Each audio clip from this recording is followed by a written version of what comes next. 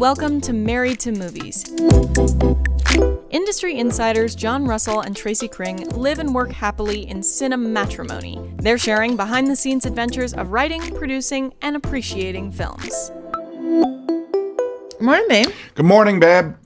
Where's our food? Well, we're not doing food right now. Oh, see, you caved to pressure. One person was like, yeah, I love this show. I really agree with it. Why do you always eat? It's distracting and not appealing. It's distracting and not appealing. Now, that should be tattooed on my chest. That's who I am.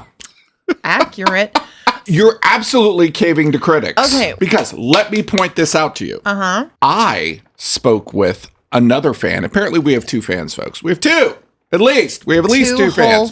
Two whole fans. And he's someone I've been talking to for a number of years about encouraging him to be a filmmaker. And he would call me occasionally and, get advice, blah, blah, blah. And I told him about this naysayer. Mm-hmm. And he said, absolutely wrong. I love it. It's real. It feels like I'm just making stuff up now. But he say any of this? He did say all of this. I just don't remember specifically what he said. But he did say that he liked the eating. We're going to try it. Maybe we should have one plate. When the show began, it was just audio. We were not intending to do any sort of video. Okay. When the show began, we did it every fucking day. Well, I was trying, I didn't know how this would look. Right. And I was trying to prepare myself for having to release a show. And we used to do it twice weekly. I didn't know how long was it going to take me? Would life get in the way? But then I learned that I could actually build the confidence of my own integrity. Okay. And all of Sunday, for as long as it takes, that's what I do. Right. No matter what else I'm working on, no matter what else has to be done, that's what's going to happen. Okay. It actually makes me feel really good to have that kind of consistency with myself. You know what makes me feel good is that we're dressed alike today. And how did that happen? I'm pretty sure that was accidental. It was accidental. Yeah. I was looking for, I need to, find some clothes. And I wanted to wear my Baywatch t-shirt. Uh-huh. And then I came out and you were wearing the exact same shirt. The red buffalo plaid. Red buffalo plaid. Yes. I am a fan of a buffalo plaid. I think they're good. I like buffalo plaids. I also, though, I want to eat my goddamn breakfast. Okay, that's one thing. Yeah. And two, I am more in the, in the vein of okay, this is something we don't normally see. Now, maybe there's a reason we don't normally see that. Maybe it disgusts people. Exactly. Maybe that's why. But, I'm willing to try it. Maybe this will be the only time we don't have breakfast. Or maybe, who knows? Boy, The Notebook's a depressing movie if you think about it. And it's a musical now, too. Oh, yes, I know. Do you remember me? See, I don't even know. No, I don't even know any of the music for The Notebook, but I imagine there has to be some sort of a song. Remember me. Remember me, the times we spent on the lake looking at geese. Ryan Gosling and what's her name? Make that movie. They make that. Yeah. The casting in that movie was so great. Yeah. That really, really made that movie. I think, hey, just let the guy live. Let the, he's gotten over you. He's successful now. He's built this beautiful house. Just leave him alone. That's right. You screwed it up. On the boat, in the water, Oh, God. So many. I mean, that's the thing about Broadway now. It's all these movies that have been turned into musicals. One of my friends is a producer of Purple Rain, the musical. Okay. And when I heard that, I was like, well, that makes sense. Holy shit. But also, isn't that kind of a thing? Because Prince, made a movie, Purple Rain. Well, of course. But the actual movie of Purple Rain, the story in Purple Rain could be improved upon. If you incorporated... So could The Notebook. So what's the difference exactly? Okay. Well, okay. What I'm saying is that Purple Rain is all about the music. Okay, it's all about sort of the music video quality of these amazing songs. I think Purple Rain the musical actually makes more sense. Okay, so than the movie. Some derivative products are better than others. I don't think the problem is the derivative product. I think the problem is that there are things that should not be musicals. Well, I think if Poltergeist the musical came out, I'd go see that. God. If Godfather the musical came out, I'd go see that. What would a song be in Poltergeist the musical? I mean, like, it's perfect. Like, Mommy! He's the beast. He's the devil in disguise. He tells things only a child could know. I mean, you're kind of nailing it. I think we should. Can anyone write sheet music? Anybody? Hold on to yourselves. Hold on to yourselves. He knows more than he should.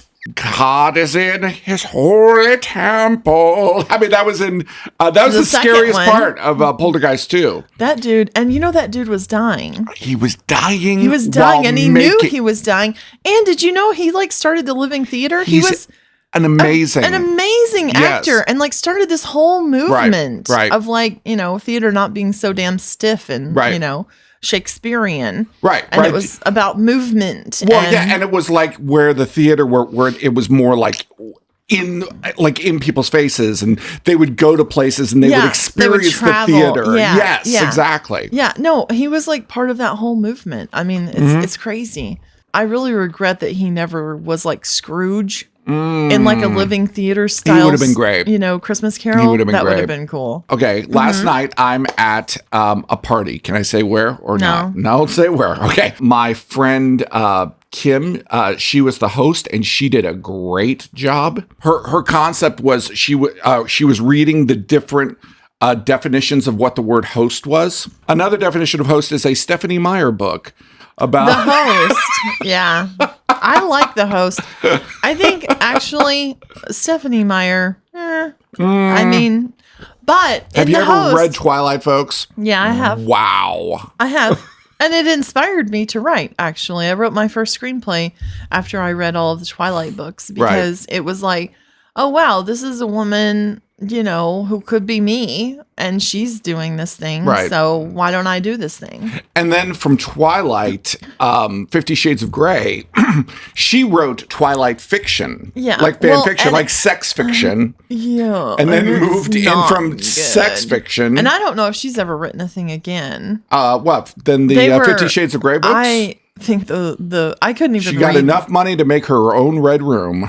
Yeah, I couldn't read even past the first couple of pages. Oh, really? Of 50 Shades. It was so bad. Well, I totally read the 50 Shades of Grey. Yeah, the first one. I remember my mom said it's kind of hot. My mom goes, okay, the writing was not spectacular. I can't stand to read any more sounds of his jeans unzipping. And the sound of the condom wrapper. She's like, I can't do it. Yeah. We're girls obsessed. Yeah, very, very much. Jeans were big. There was an ASMR quality of that. I'm sure we can find a channel of just the sounds of condom wrappers. Well, let's not. But are you into any S&M, any sort of bondage, any choking, any well first of all, I should know this, but evidently not. This is something I do in my spare time. Oh well, on the weekends. I like the feeling of heaviness on me or being crushed. Okay. I will sometimes ask you to hug me really hard. Yeah, that's true. I don't know, there's something that feels really good. Okay. About that. So I understand. Okay. I like that. So maybe what I should introduce into our bedroom play is some of those large bricks. Yeah, that sounds like you're going to kill me. They're not called bricks. What are those? It sounds like a coffin lid. No, it's not like a coffin lid. No. Like cement blocks? Yeah, cement blocks. There we go. Cement block love. No. I don't think we should be doing that. That's a good name for a band, folks. No, and And like a lot of times, because like I have certain things that really scare me for like a person's survival. Right. I don't like to feel like a person is going to get murdered. Exactly. Keep it nice. Don't be mean. Even in movies, like don't spit, don't slap, don't do any of that. Didn't someone recently like get killed by getting punched? Someone got killed by being punched? Or was that in... That was in Roadhouse, Tracy! Oh, that was in Roadhouse. Oh, my God. Wait, was that a transition? Because that was fantastic transition if it was. It was. Oh, you were such a liar! How am I a liar? You're such a liar! At the show right here says Roadhouse. What? I totally bought that transition. You did. I'm stupid. It's right here. It says Roadhouse. First topic, Roadhouse. That is... But your transition to the punch thing. I planned it further back. I could have left it and people would have went, oh, wow, that was a great transition. No, you ruined it. I ruined it. I worked hard on that. Christmas. Listen back and you'll hear me planting the seed. You were planting the seed. You were. Oh. I'm not saying the first Roadhouse was like, an Oscar winner. After we watched... Okay, but let's not say that yet. I know. I'm saying it. We did watch it afterwards. We watched the second one. But we're not going to say the first that. one again. Okay, we did. We're not going to go there yet. We did go there. I just went there. I'm going to continue to go there. You cannot edit this out. I went there. I went there. I have gotten there. So don't try to edit this out.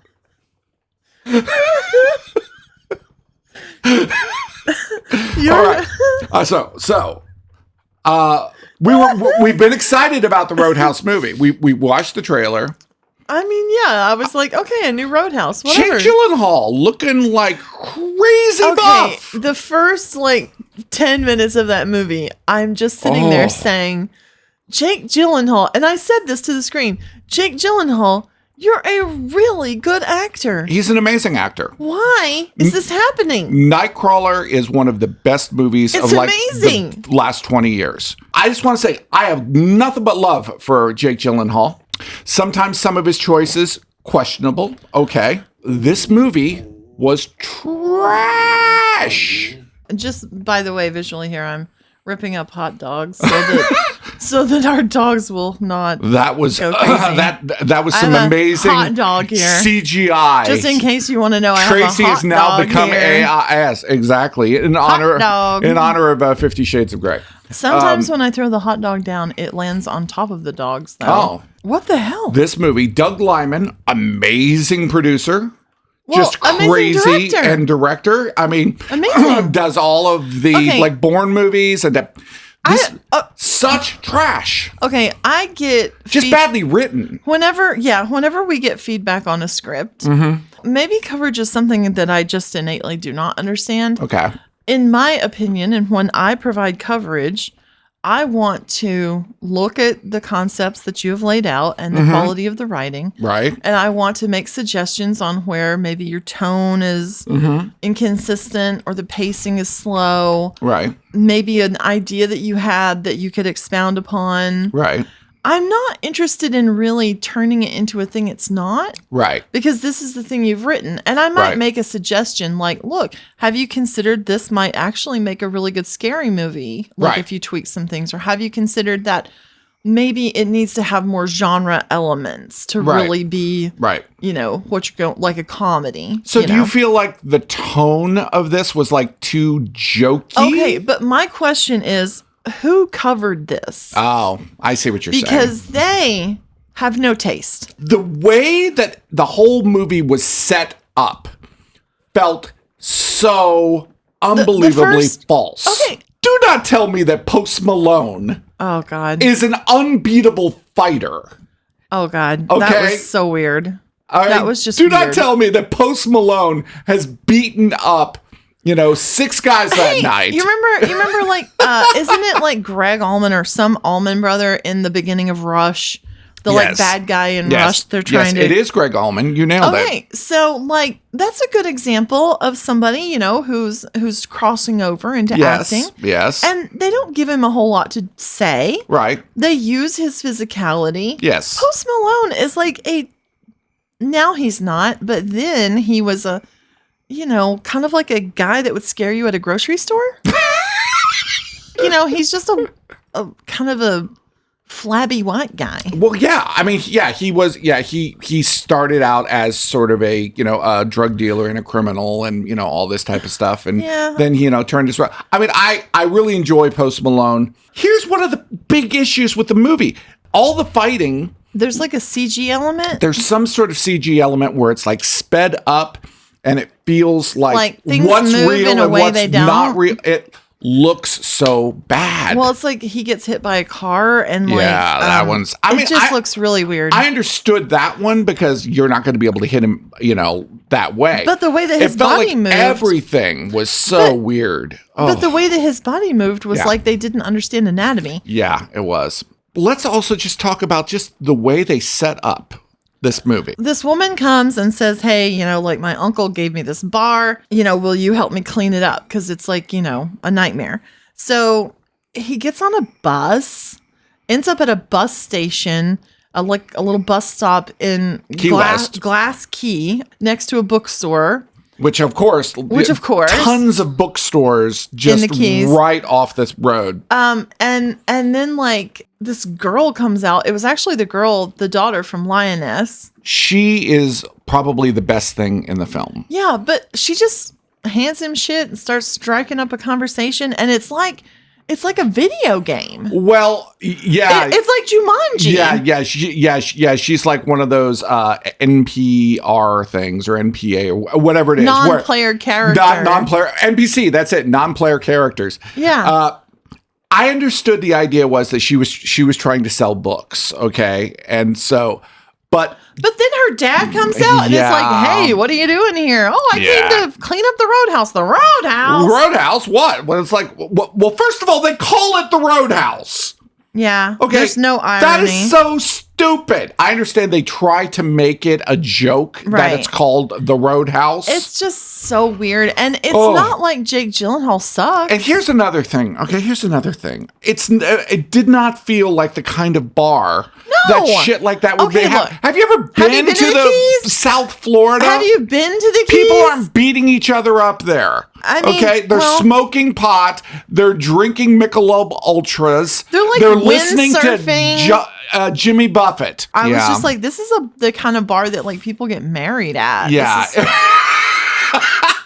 You're absolutely right. It's not a rough bar. You're absolutely There is right. nothing there other than a pool table that a biker wants. It reminded me of that restaurant that we always go to in Duma Key. Yeah, Lorelei. Yeah, Lorelei. Yeah, no, it's not Duma Key. That's a Stephen King book. They really were just fighting over the fact that they wanted to tear that bar down. It was just so stupid. I think Jake Gyllenhaal was having fun. I think he loved the idea that he would just get buff, crazy, insane ripped. You know what? And be an MMA fighter. Let me make the suggestion. Okay.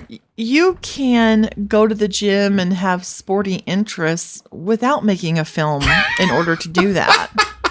You can just go do that But he now. has to create a reason to take off his shirt. I was not sad at all when Swayze got very naked in the first Roadhouse movie, the original. The original Roadhouse. There's a fight at the end of the original Roadhouse. That's one of the most, to me, it's one of the most iconic fights. You know the one I'm talking about, folks. Yeah. Have you seen this? It has the throat rip. The throat rip. The throat rip. And the girl. Which became parodied. In MacGruber. In MacGruber. I love your throat rips. Okay, but here's the thing, too. And he was going to go for a second throat rip. That woman.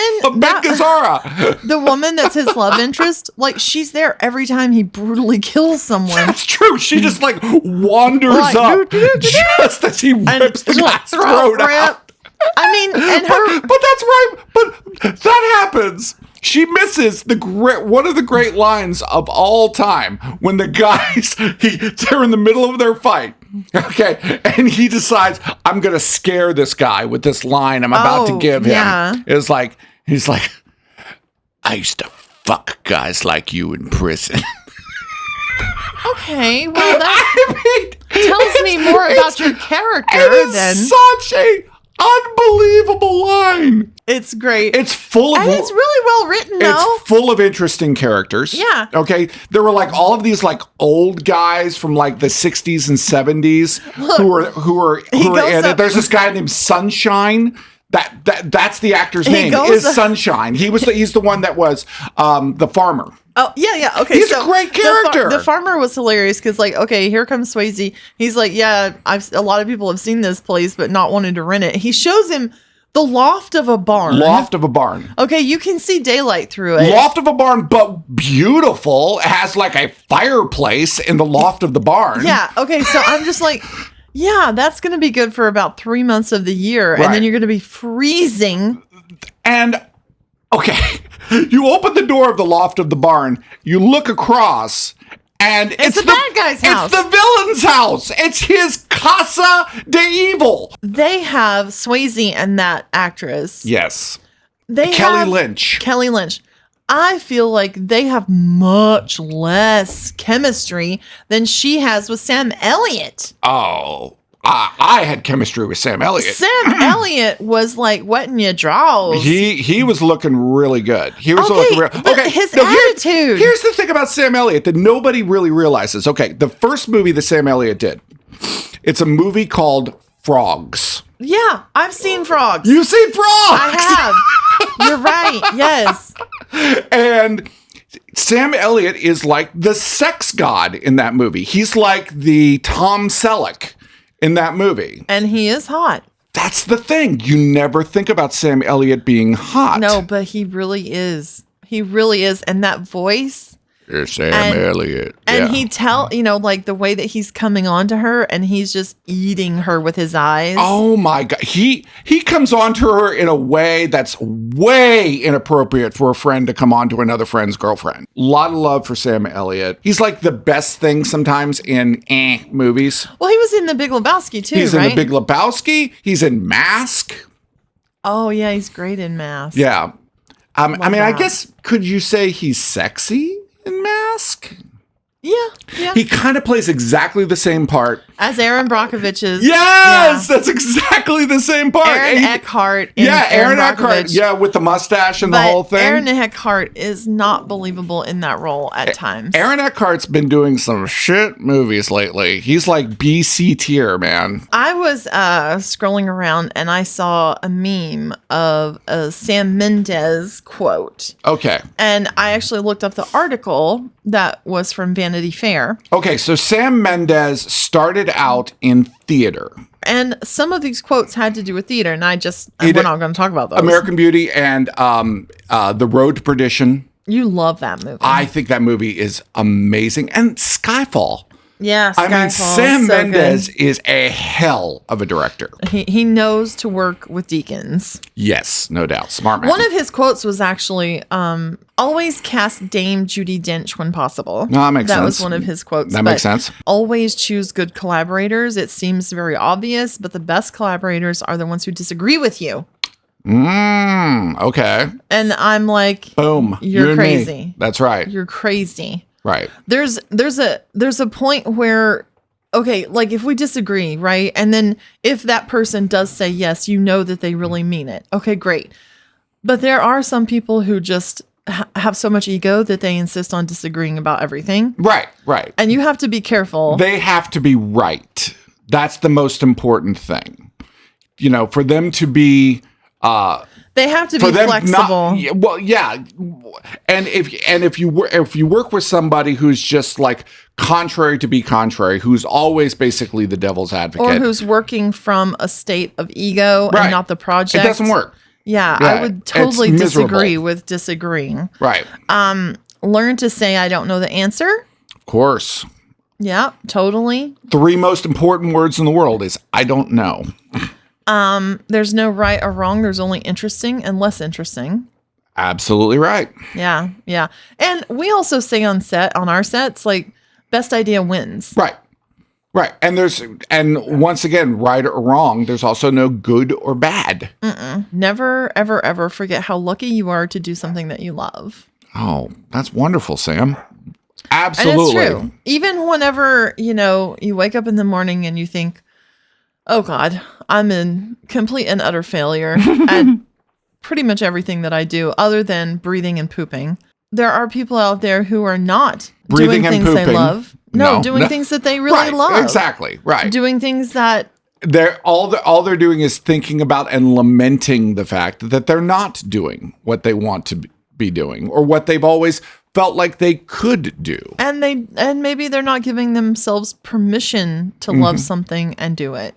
I at the party, I was talking to this girl. She works as an editor. She told me that she has a podcast. I have not heard it yet. It's called Table Reads. And her and a bunch of her friends read comedy sketches. Oh, that's fun. Yes. And, basically, have opinions about that. So let me give a shout out to Table Reads, folks. Okay, but I also think that you could, because I wanted to pull the script on Roadhouse, the new one, and just read the first couple of scenes. Yes. Because I think things can also be very funny that are inadvertently funny. We had an idea for a party we wanted to have. I still want to do this one day where it's like a bunch of actors and they take all of the sides that they've had to audition with through the whole week. Right. And at the end of the week, they all have a party. Just an unbelievable. Where they read them. The worst stuff possible. And how you have to try to sell this. There was a script that we once got that was the funniest thing I've ever read in my life. Inadvertently, the funniest thing I've ever read. It was so weird. It was like post-apocalyptic. It was insane. There was no way to deliver it in any way that was not hysterical. It was absolute madness. It was hysterical. It was so funny. It made you want to pee. I still remember a lot about that script because maybe it should have been. It could have been a Spaceballs if anybody ever made it. I mean, if that's somebody, hard to do. That's the problem is, can you make something so bad that it's good? The only way to do it is to do it accidentally. That's the only way to pull it off. Tell everything a little faster. Okay. You can't judge Origian by how fast we're doing it, because we're doing it in like a few pages at a time, just a couple of pages at a time. Well, and maybe that's the thing that we can do at the end is like combine all of them into one thing. So I would love that. Let's get into Origian. Let's do Origian. Interior Origian control room day. Ian and his team on Earth are communicating with another team in space on the low orbit docking station via video. Everyone is excited. Dr. Thessaly in space. Until now, we thought it was just another quiet sun, but the EM signal is focused and we're getting from 1 to 900 megahertz in a confirmed repetition. It's possibly coming from the red dwarf star, exoplanet Kepler 186f, orbiting 557.7 light years away, but less likely in my estimation. Ian looks at the zoom in of the planet. It has some blue patches. Ian, I'm familiar with the planet, and it's always been assumed it's far enough from the sun to have actual water. Dr. Thessaly, at only 52.4 million kilometers from our sun, it's the most exciting discovery yet, in my opinion. Can you play the signal? A tech nearby, the doctor, sends an audiograph of the signal to the screen. It looks like a mountain range and sounds like a scratchy old record. Playing on a loop, you can hear the repetition. Ian, it has a hint of a black hole sound. Are you hearing that? Dr. Thessaly, good ears, yes. But we're tracking and we believe it's interference because of the sun's position relative to us up here. I'm ecstatic, but let's keep this internal and completely quiet for now. The thought that within 53 years we could have our first contact, full contact, it's my dream. We have permission to continue and work even harder. Interior living room day. Jeff and Grace are sitting on the couch. There's a blanket that has been pinned up like a curtain. Bettina comes out from behind the curtain wearing an old top hat. She reads from papers in her hands. Ladies and gentlemen, and boys and girls of all ages, I present to you an original work by Emmeline Wright and her beautiful sister Bettina. Please silence your phones and flash photography is prohibited. I give you 2 girls. Robbie, the dog robot, grabs a piece of the blanket and pulls it back. The makeshift stage is divided into 2. Emmeline walks out in a baseball cap and purple sunglasses, playing Ian Solange. Emmeline, I used to feel like I was in a glass box, and no one could hear me, and I couldn't be heard by them. Bettina is playing Emmeline. They have made a set to represent Emmeline's room. She has a few items on a table and a cardboard box that says moving. She is sadly taking items from her desk and placing them in the box. Emmeline continued, as Ian Solange, I now can spend my time solely on the activities that only I can do. I have nothing to hide. I have nothing to protect. I have nothing to prove. I have nothing to defend. Now, who do I choose to be? Emmeline takes off her disguise and walks to the other side of the set, which has a cardboard O taped up. She starts doing training. The play now has 2 scenes going simultaneously. Bettina packs up and unpacks, plays with her dog, and then she pulls out of her box a fake birthday cake with a 1 candle on it. She adds another 1 candle to symbolize Emmeline's 11th birthday. At the same time, Emmeline is riding on a treadmill, doing really hard math, acting like she's floating weightless. When the 1 is put on her cake, she leans over and acts like she's blowing out the candle herself. This pattern with both continues with a 2, a 3, a 4, a 5, a 6. Emmeline is now 16. Then Bettina exits the stage. There's a sound cue of a rocket explosion. Emmeline sits down in a chair and starts shaking like she's in the seat of a rocket. Bettina, VO, there is something out there. It may be a dying star whose last flicker is being misinterpreted, but it also could be the savior of mankind. Bettina turns on Emmeline's effect light from her room, and now it splays stars all over the living room. Emmeline gets out of her chair and simulates walking around in zero gravity. She gets back into the chair, and the sound of the engine is cued again, except this is for a landing. She gets out of her chair, and Bettina makes a sound backstage of an opening of a rocket door. Bettina, whoosh. There's a music cue of old theremin 1950s Forbidden Planet music, and Emmeline gingerly walks out. From around the back of the makeshift stage, Robbie walks toward Emmeline. He has a cardboard robot head that is attached.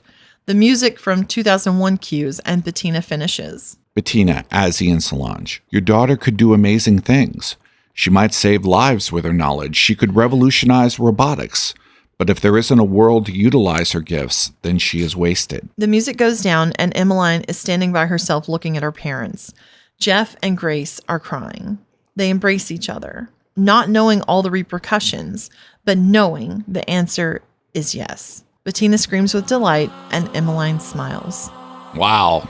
That's a powerful scene. Boy, they really put together a convincing little presentation there, didn't they? You know. It is raining so hard. I know. It's crazy. I think this may be the first time we ever did the show with it raining outside. I don't think so. But well, okay, hopefully maybe it's not completely Fine. distracting. Or Fine. maybe it's a new level of ASMR. Yes. Exactly. Since we didn't eat, we cued the rain. Yes. That was a fun show. I never thought I would get to talk about Sam Elliott's debut in Frogs on a podcast. Well, anything is possible. It is.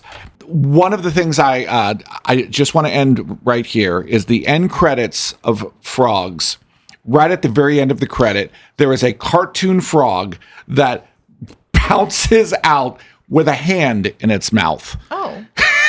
And I will never forget that because it is so unlike the rest of the film to have and I always thought maybe they should have made the movie animated. Is that going to be the end of the movie? Yeah, that's going to be the end. Yeah. Why would that not be the end? That's the perfect ending. It's hard not to get romantic about movies. Thanks for listening to Married to Movies. Jon and Tracy will meet you for breakfast tomorrow.